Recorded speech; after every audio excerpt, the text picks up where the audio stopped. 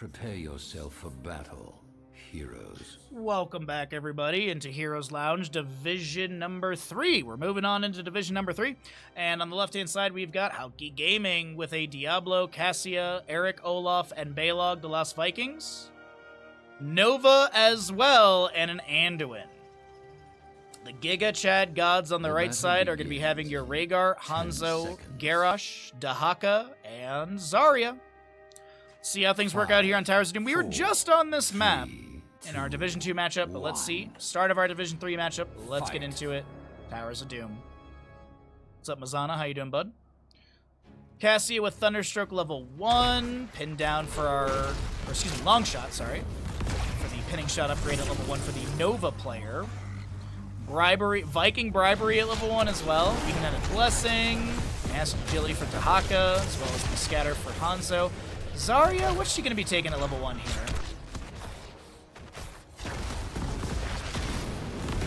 Tell Bandy's perfect. Mr. Bandit, you are perfect. He is passed out. Feel the heat level 1 for the Zarya. Tanking a couple tower shots on purpose to build up that energy.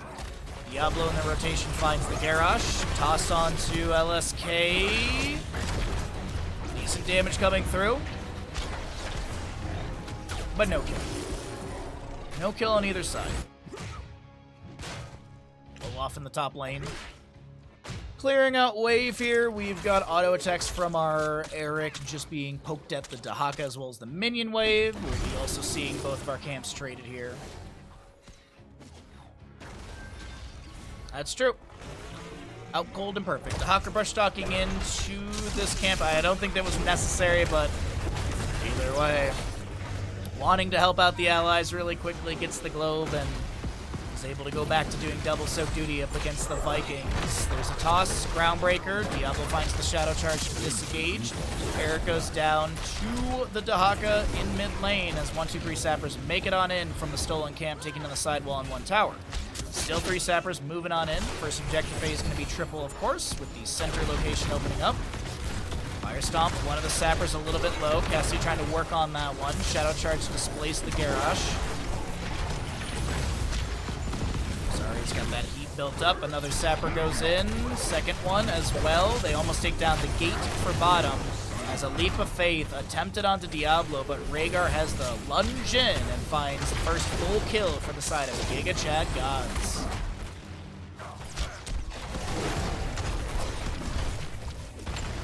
Activated. Good Groundbreaker onto 2, but it is going to be unrivaled strength level 1. No Warbreaker stackage for Garrosh, but he's been letting a lot of really good Groundbreakers, so fantastically done from them. Piercing Light for the Anduin. We've also got the Hollow Stability. Increase the cast range of Decoy by 100% and duration by 55%. Reduce the cooldown of Ghost Protocol by 15 seconds, which baseline is, I think, 60, right? Where's Ghost Protocol? There it is. It is 60. Vikings also are going to be picking up the Mercenary Lord. This does bolster the charge damage of the Sappers, so... Go forth and claim the altars in my name. We'll see how that's going to be utilized. I think an Eric is about to be lost over here to the Dahaka auto attack. We will see Balog get the left. We currently have Anduin trying to get center location. Interrupted by a Hanzo scatter arrow. Rhaegar lunges in. Dahaka flanking, going for a drag. No connections. Shadow Charge from Diablo. Barrier onset Dahaka. As Garrosh tosses Diablo out of position. The leap of faith to pull into safety. Dahaka still looking for a drag potentially. No level 7 Feeding Frenzy. Did go into the Hero Stalker level 4 for the extra scaling, or excuse me, the extra essence. Maybe we'll see Symbiosis level 7 for the Dark Swarm cooldown per enemy hero hit. Good synergy with the level 4. Scatter from Hanzo zones this Anduin for a moment. We're still waiting for the center location to be channeled, but that's beneficial to the Vikings who are soaking 2 lanes. No one interrupts Rhaegar in time.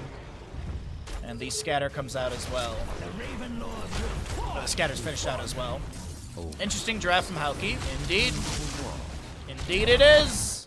Vikings pushing up the top lane. They've got the Norse Force. So they're going to be running the Vikings together. All Vikings gain... Oh, wait, no. I'm thinking of something else. That's my bad. Never mind. All Vikings gain 184 to 145 points of shielding. Increase all strength. The Viking alive lasts 4 seconds. 15 seconds. Cassia takes down the Hanzo in bottom lane. First full kill on the left side. We do have the armor-piercing shells, or anti-armor shells. Basic attack deals 250% damage and decreases the physical armor of heroic targets by 15 for 4 seconds. But her attack speed is insanely slow. Leap of Faith pulls Cassia to safety, but she ends up dying to the Nexus forces in the end. 2 Vikings have been picked off as well, as this Camp and Fate is not going to work out. I want to look at the player card here really quickly. Nova auto attack is 0.4. 0.4 attacks per second. It's going to jump to the 2 mark when I think she has an attack ready. So we did see that for a second, but yeah. 0.4. Yeah, there you go. So now she's got one available. Shadow Charge out from Diablo. Bottom location is opened up. Heroics are on the board in a moment. Channel by Rhaegar, uninterrupted. Another 4 shots are going to go into the enemy. No, Nova got a delay. Hello? Nova decoy got a delay. Groundbreaker to zone. Diablo goes in. Garrosh a little bit low, tries to displace the Anu and does manage to do so. Desperate Prayer and the Zarya feel the heat. Cooking up some enemies. Tahaka lands the drag onto Diablo, expulsion zone, and Zarya gets the double kill. The real assassin is the support.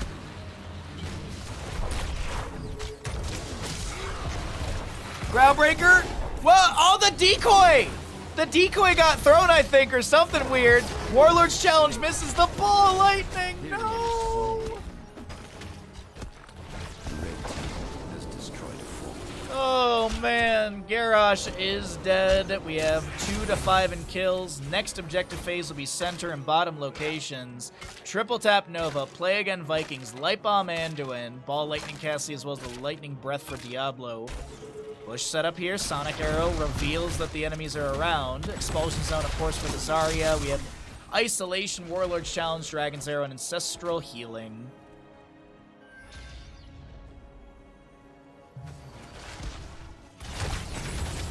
Poke from Cassia here and there. Fire Stomp out from the Diablo.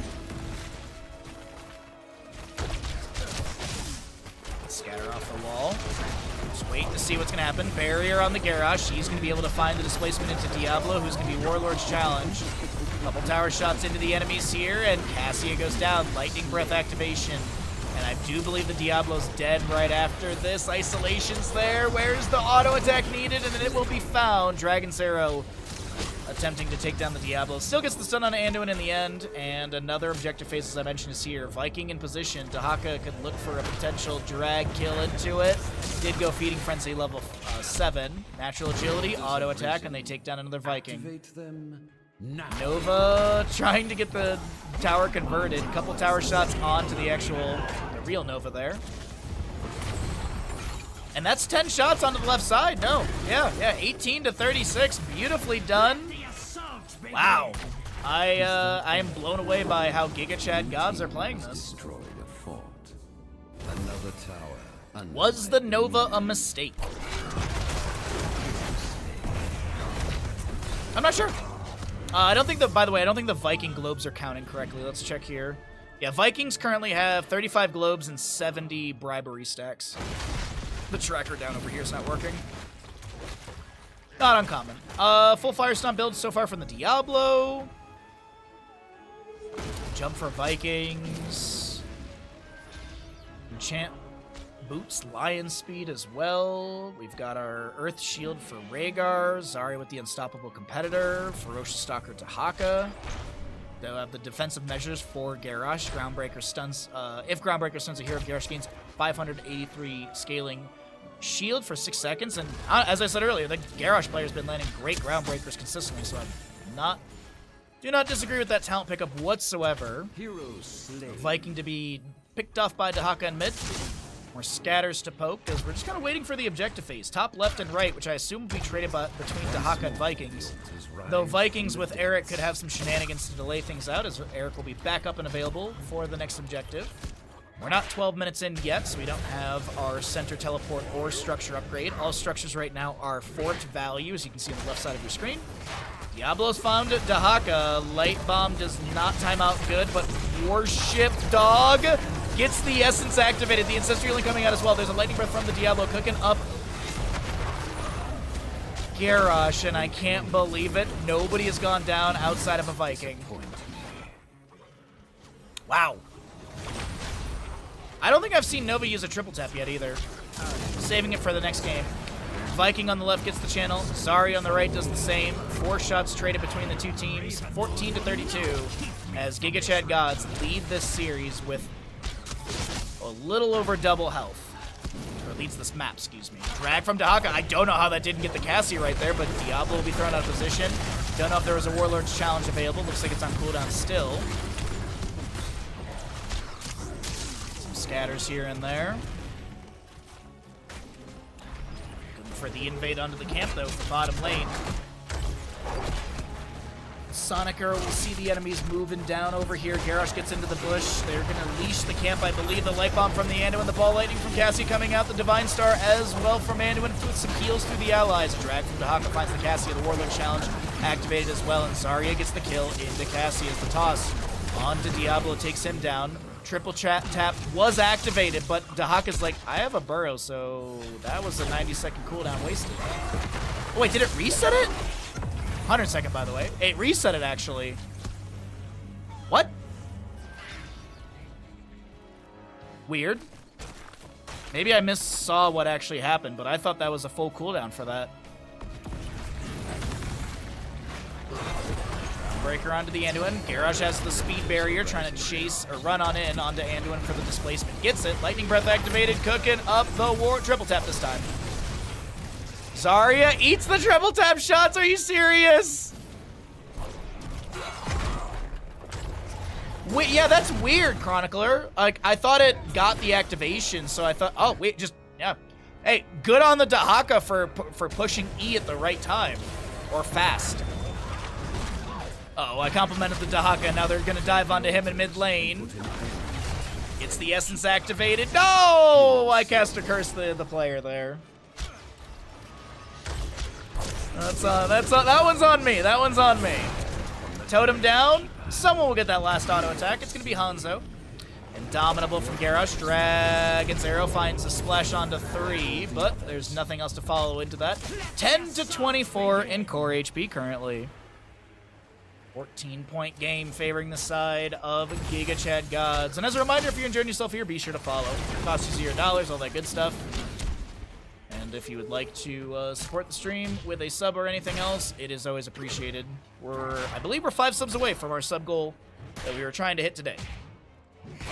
If we can hit it today, that would be absolutely stupendous.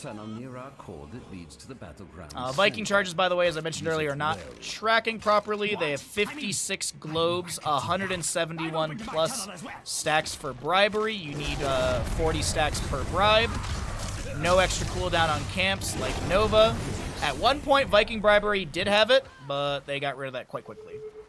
What's up, Kaimo? How you doing, bud? What's up, Slayer? Good to see you as well. Thanks for coming by the streams.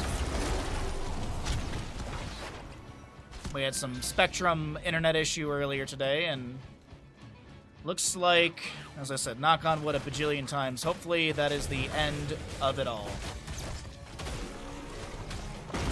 Just got home from being at work at 5 a.m., then they should allow you to not have to work tomorrow. That's my opinion on the matter. I'm glad you're back from work, though. So altar spawns, center of the map, 18 and about a half to both sides. Let's see what happens here. 81 souls for the Diablo, by the way, 61 stacks for the Cassia Thunderstroke. That's 112 extra damage since we round up in HoTS. 112 extra damage from just, well, on the Qs. We also have the baseline scaling. It's probably around like 400, 500 damage right now per hit.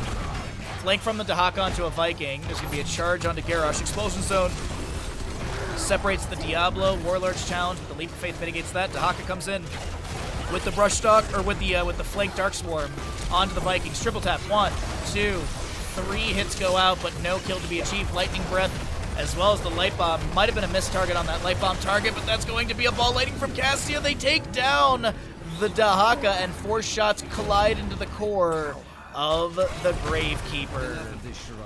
10-20, and this game got a bit closer here after the single altar phase.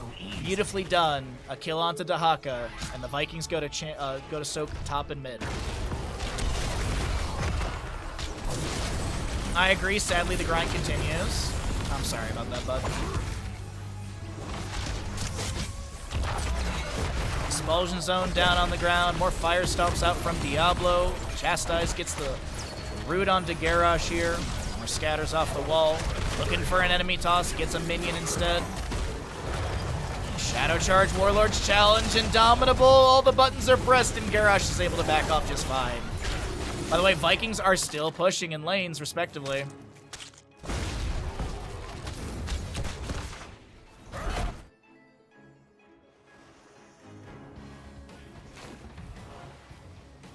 I just think that your bosses need to understand that you need to see someone die to lava, and that's more important than saving the world with modern medicine. Alright, 346 base damage currently, plus another 137. Chat, you can do that math. I believe it's around 5,000, something like that. Lava percent. It's on my list of games to do this week. Or at least a speedrun specifically. Boss is grabbed, and it takes the enemy core down to 6 HP. Centered objective. Up and available next. Wait, hold on. Diablo with the Shadow Charge, I thought I saw a Shadow Charge from Diablo. Drag does not get the Nova displaced. The Dragon's Arrow does connect. The Leap of Faith saves. Second Leap of Faith onto the Diablo. He goes down. Soul Stone on the ground right there means he's going to respawn, and that's going to be Hanzo with the autos needed to take down Nova. The Groundbreaker onto a Viking. Gets the jump. The channels here on the right side. Can they get this? 4 shots in.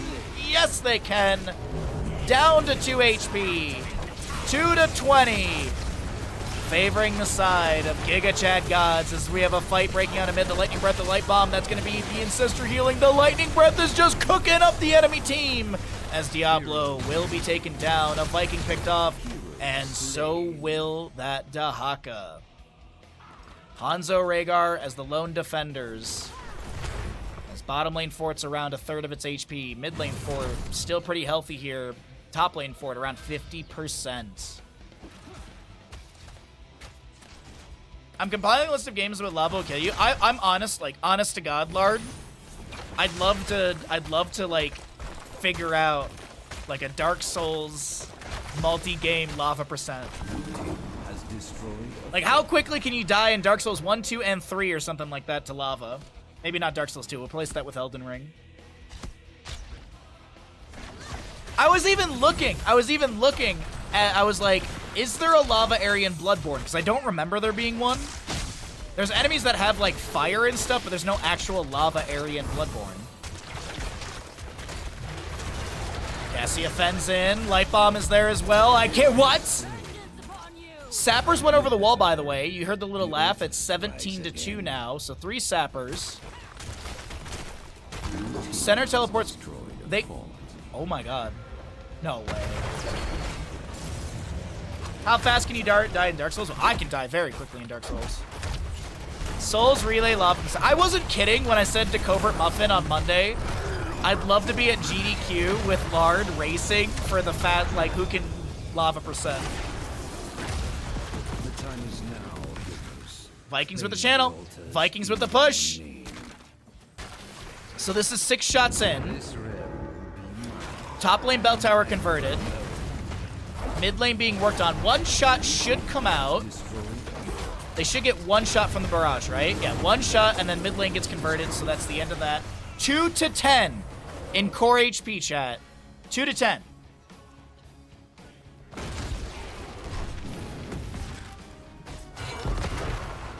It's true, actually. Lard didn't die a single time when he played Dark Souls 1 on Monday. I think I died around, like, 25, 30 times on Monday. I wasn't tracking it or anything, but definitely when I was literally just, like, sitting there waiting for Covert to finish his game, I was not trying at the Loth or Prince fight at all. I was just kind of, like, chatting and hanging out with everybody. Sappers, bottom lane, have been cleared away.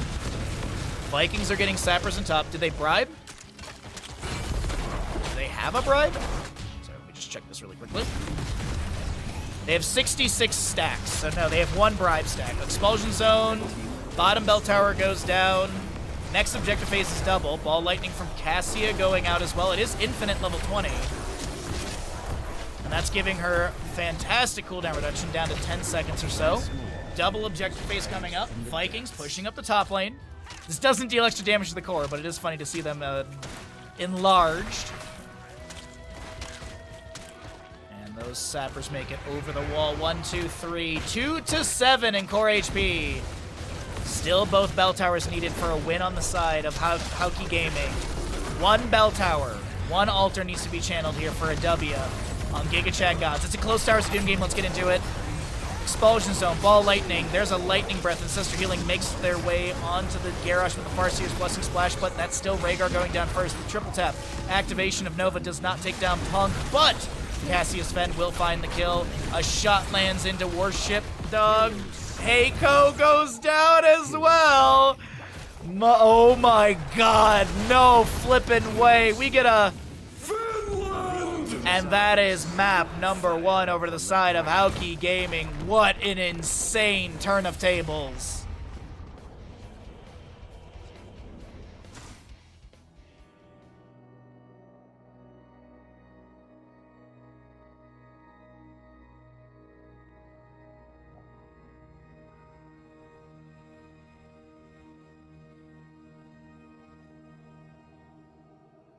Wow. Gamble. Maybe. Chat hasn't really been, like, too crazy about gambles today, it seems. Prepare yourselves. The battle begins shortly. Welcome back into Heroes Lounge Division 3, everybody. My name is Bahamut. On the left-hand side, we have our members of the GigaChadGods trying to take us to a map number 3 through Tomb of the Spider Queen. We've got a Nazebo, Rhaegar, Tychus, Hogger, and Muradin. On the right side, HaaukiGaming, looking for a quick and clean 2-0 in this best-of-3 series here in Division 3. It is a Junkrat, Vala, Artanis, Anduin, and a Nubarak. 3, 2, 1. Let the battle begin. Support, no, sub, no ad, OP. Indeed. Indeed. Being subscribed to the stream is very important and very overpowered. And actually, if you subscribe to the stream, you are guaranteed to be able to play Heroes of the Storm. Things of the Deep for the Nazebo. He'll be increasing his spell power 5% per stack. There's a stack at 50 and a batch, I guess you could say. But there's a 5% increase at 50 stacks and another 5% increase at 10 stacks. The Chastise from Anduin comes out. Decent damage onto Vala, but she'll be able to back away safely with some Divine Star action. Currently have the Artanis in the bottom lane. He's Protector of Ire. He's got the dings on the autos. Q build for the Valas. I apologize. The Nazebo goes down in first. Vala traded after the zombie wall does imprison her, so at least trading right there. But Nazebo with 11 stacks, he'll be dead for the next 4 or 5 seconds. Vala, no auto build as we mentioned. It's going to be the puncturing arrow. Even-handed blessing, extra round timers, or tricky shuffles. No, it is extra round timers. Sorry, tricky shuffles is the other one. We saw that earlier. No one freeing Harrison Jones, of course. How are we doing on gambles? 12,000 to 1,400. Trying to get some pressure onto Meta, the Artanis, but unable to find the kill. Forced to tap the well. Artanis plays safely behind the gate. We will see bottom lane Siege Giants worked on. I don't think a Nubarak... Wait, Nubarak's heading on down to this, but he's going to discover Tychus and a few enemies, and, like, yeah, that's not happening right there. Impale thrown down on the ground. Backs away just fine. Vala currently soaking up top lane. Nazebo doing his best to keep soaking up for his baseline stackage.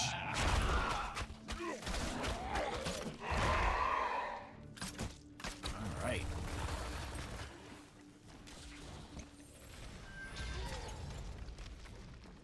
So it is, it's going to be the Blood Ritual, so you have an opportunity for 3 additional Voodoo Ritual stacks around takedowns. We'll see how this Bloodbath works out. I love this talent for ARAMs. It's just so nice. So if an enemy dies while poisoned by a Voodoo Ritual, restore 2% of Nazebo's max health and mana. So, you know, constantly soaking lanes and stuff. It's a good way for just your mana and health sustainability. But right now, Rhaegar getting caught with a Chastise and goes down to the Anubarak. Second kill over to the side of HaaukiGaming as Concussion Mine displaces the Tychus. The swap onto Heiko, and the autos are good enough. Vala gets another kill into Nazebo, as now we have an Impale Burrow Charge combination, and Muradin falls as well. The crew of HaaukiGaming just on fire here in the beginning of map number 2. A little bit of a slumbered start on Towers of Doom, but really kick things up in the mid to late game. And we're starting with Pure Fire in match, or in Tomb of the Spider Queen, different T. Piercing Light for Anduin. We've got, of course, got the Repeating Arrow for Vala. Makes sense for level 1. Tychus gonna go Master Assassin. There's the passive value. Twitch Gamble's going to be closing out here in a moment. We currently have 40 stacks from the Nazebo.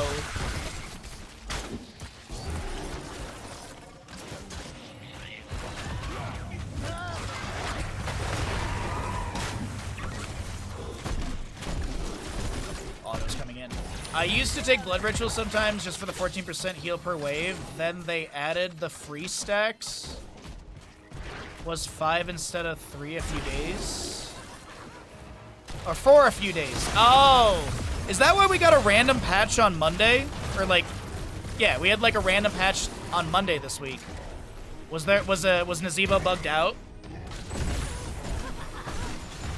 Well, slightly bugged. Because I noticed all of the, some of the HoTS replays are busted on from like Sunday, sorry. Phase Prism swap. Artanis in an awkward spot right now. They do manage to get Webweaver summoned here.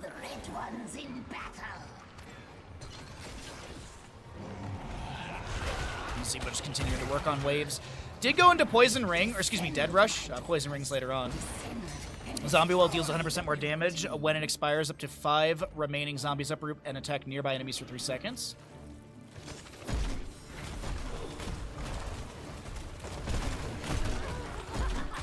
There's a Diva bug and some other stuff? Okay, yeah, I didn't see anything about it, but I just assumed that there was like a small bug fix on Monday.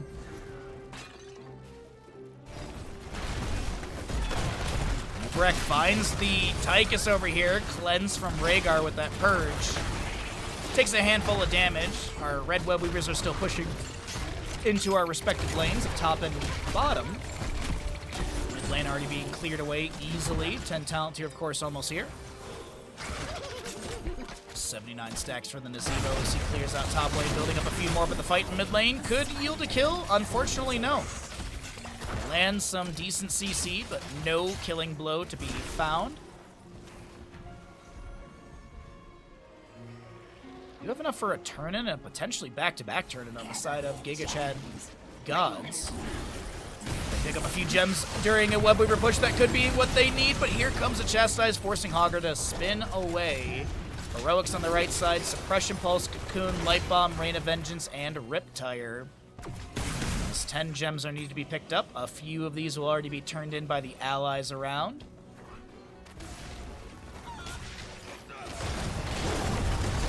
Muradin lands the Stormbolt onto Anubarak. Can Anubarak and friends be able to get to this camp in time? No, they just want to get the kill into Muradin. I don't blame them whatsoever. They say, screw the camp, let's get a kill, and that's going to yield more experience. Cocoon onto the Rhaegar, broken out by Tychus.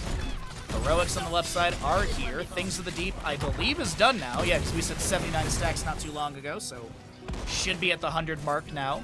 Gargantuan, Ancestor Healing, Odin, as well as your Hortipult and Avatar. Breck finds another combo into the Gazebo, just threatening in top with a Rain of Vengeance from Vala. She wants to get more stackage on that level 1 and manages to land an extra Q. 15 stacks for her Puncturing Arrow. 102 autos for the Artanis and enemy heroes. 2 Piercing Light stacks. Things of the Deep, as I mentioned, are done. Master Assassin with 0, and that's all the questing towns currently. Red Web Weavers will descend once again, and Muradin is probably dead in top. Gets the Dwarf Toss out after the Avatar activation. Also, good to see you, Turbo. Hope you're having a great Thursday, bud. Hope you're all having a great Thursday. We had a little bit of an internet wobble this morning, but we managed to move past that and have some great games here. Nubrak, unfortunately, getting stunned out. The Light Bomb will not find a target. But the Red Web Weavers have descended, and Nazebo is quickly working on top lane.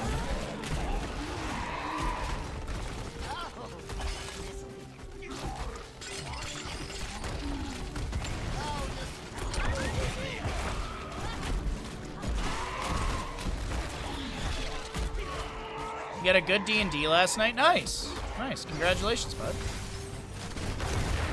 We had a really fun session this past Saturday.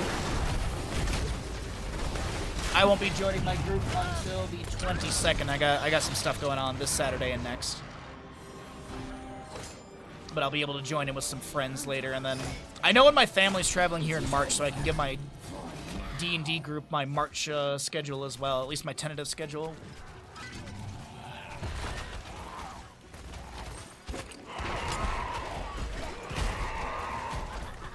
Anyways, D&D chats aside, we have our 13s coming through soon. Second Web Weaver phase has expired. And I gotta say, the defenses of GigaChadGods, excuse me, GigaChadGods are doing a fantastic job defending. They've had 2 Web Weaver phase attack them, and they have not lost a structure, but that is going to be Hogger going down. Rhaegar picks up the gems. Nice explosive damage onto them. And Left to Puck is able to back off.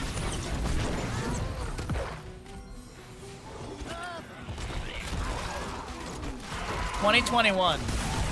That was so long ago. We had CCL back then.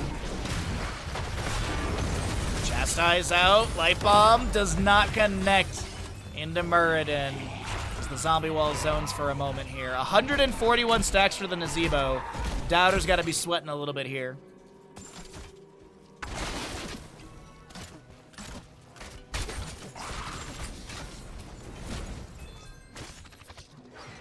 That was like, 2021 was like, that was like start of COVID, wasn't it?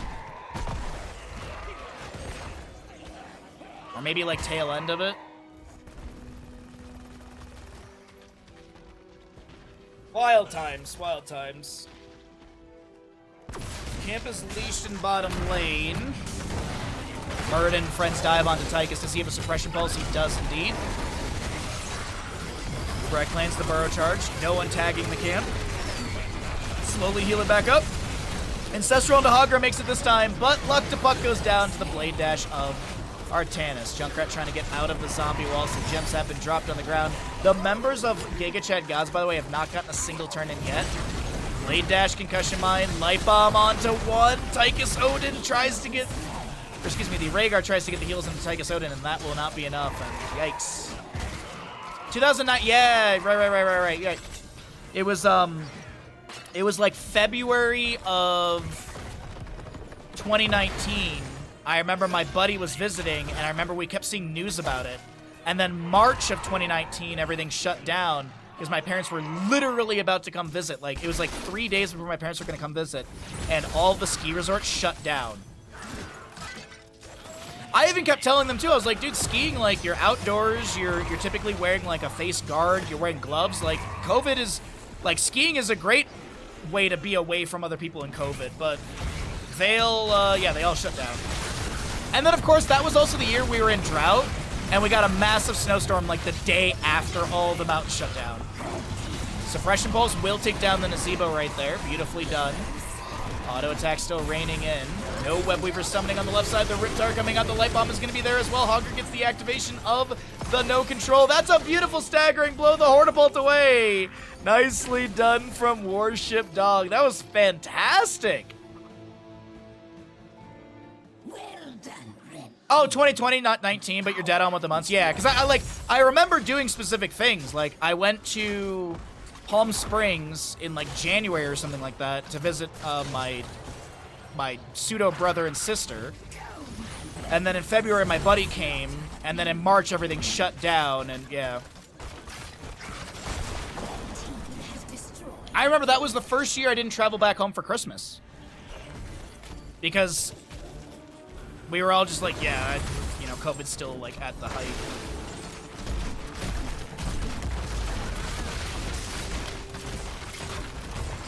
God, it's still, that's just, it feels like such a long time ago. There was that great part of, there was that first couple months of COVID were fun. Tiger King, you know, you just kind of like sat in your yard and drank beers and you waved at your neighbors in their yards while they drank beers. We social distance up here, but we would literally like be like in our own yards just drinking beers, yelling to each other. Ancestor Healing will connect onto the bird who tries to dwarf launch away. He's got the avatar, but it's not going to be enough. The Riptide from Junkrat coming through, but it will be forced to explode early as the Red Web Weavers have been cleared away. And it is 11-1 in kills. HaaukiGaming with an absolutely dominating lead of this map 2. Can they close things out through top lane push? I'm not too sure.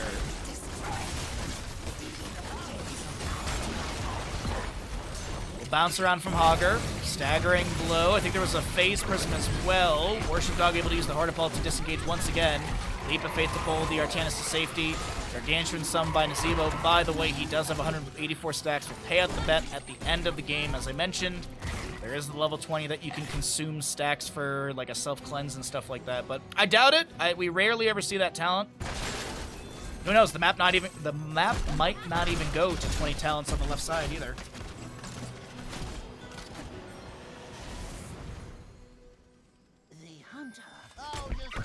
Hints at the end of 19. Action wasn't taken until a few months of 2020. Started my job in April 2020 and everything was remote. Yeah. I'll never forget being told as an engineer we can finally work on the backlog of like multiple jobs that we've not been able to get to because sales kept selling stuff that we literally just did not have the personnel to draft. And then like no joke, a week later, the company was like, we need to operate at this exact output. We need to output at like 75%. And I was mentioning this in passing to my mom, who's, you know, she knows her business stuff as well. And she goes, oh yeah, Michigan got a, like, there was like a payroll thing that if your business operates at 75%, you get like a big payroll thing. None of us saw a bonus. None of us got any value from that. And from what I heard, the owner showed up in a new truck. So fuck them.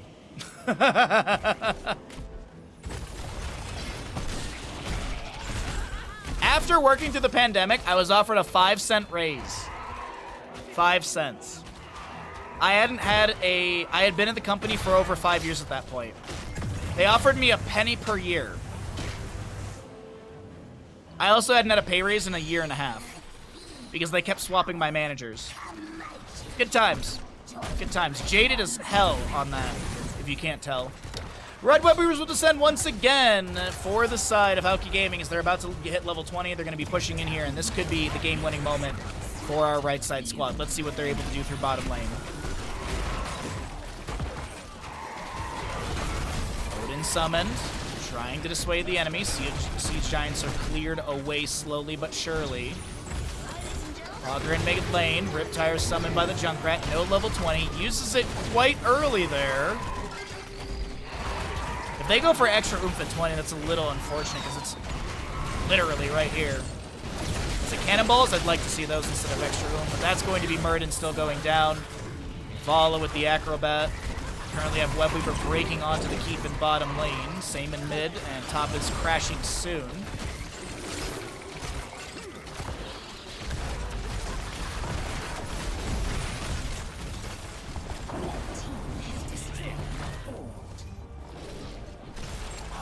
Nice spin activation.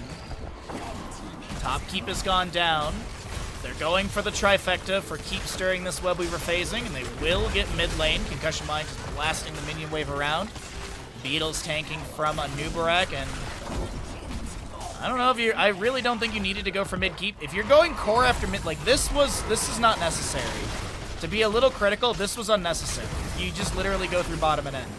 You could have spent the time doing damage to this to damage on this. That's my only criticism to HaaukiGaming right now. Not too sure. Like, if you're gonna step up for core after mid keep, that's just what. Anyways, boss is gonna be looked at here. Can the enemy team get a Webweaver summoning of their own? Currently, Hogger has enough for a turn in. Rhaegar has enough for a turn in since 22 are already in.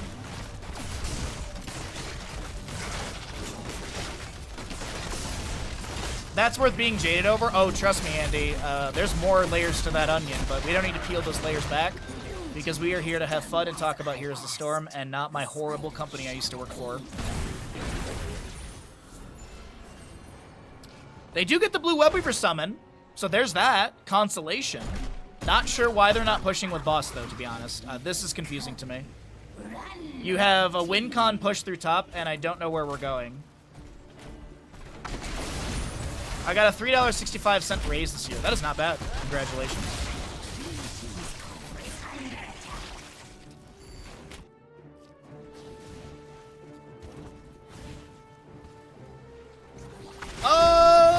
This feels unnecessary. You have 20 talent to your advantage. You've been dominating every fight. Like, not trying to be critical, just trying to give feedback to the players right now. They could have made a decisive decision, if you will. They could have been more decisive in the end of the game, because I do feel like they're just kind of dragging this out. And honestly, it could be an opportunity for the enemy team to get to their 20 talent tiers, but that's just a joke. Ha ha ha. Hogger goes down immediately. Rain of Vengeance and such. There's a cocoon onto the Nazebo on the right side of our screen. Avatar for Murden. He tried to step up for those gems dropped, but he ends up with a Thunderclap on the ground and the Dead Dwarf, and now this is going to be GG's here. What will you spend it on? Gas station bag of chips? Are you sure you can afford that, Lard? Gas station bag chips have gone up quite a bit. Odin has been summoned. The core shielding is dropped. It's a Rhaegar and Tychus to defend. Suppression pulse down on the ground. I don't think it actually hit anyone right. Oh, it actually did hit both Rhaegar and Tychus as in the blinded status. But that is the end of this series. Map number 2 goes over to the side of HaaukiGaming. GG, well played. Nicely done. Nicely done. Oh, the personal size, not family. Wow. Wow. Your poor fiance's starving out here. As a reminder, if you're enjoying yourself, if you enjoyed the game, do consider subscribing using your Prime Gaming. Every little bit of support helps us out a ton. It allows us to full-time stream. It allows us to bring you these games. Without your subs, I cannot full-time stream, and without full-time streaming, I cannot bring you as much HoTS content as I do. So if you've got an available Prime, if you've got a sub available, if you would like to support the stream, with any monetary donations, it is so very much appreciated. If you cannot, I definitely understand. The world is expensive, but if you have the opportunity, if you can support the stream, it is super, super duper appreciated. We're not done casting. We're not done streaming. Just want to go ahead and give that little plug right there. Thank you, everyone, for being here. Thank you also for being such positive people. I know we've had a lot of hiccups with internet lately, and I really do appreciate everyone being positive, cracking jokes, and trying to bring the stream to a positive position. So thank you all so very much. Let's run some ads. Let's go ahead and get ready for another best of 3 here in Heroes Lounge.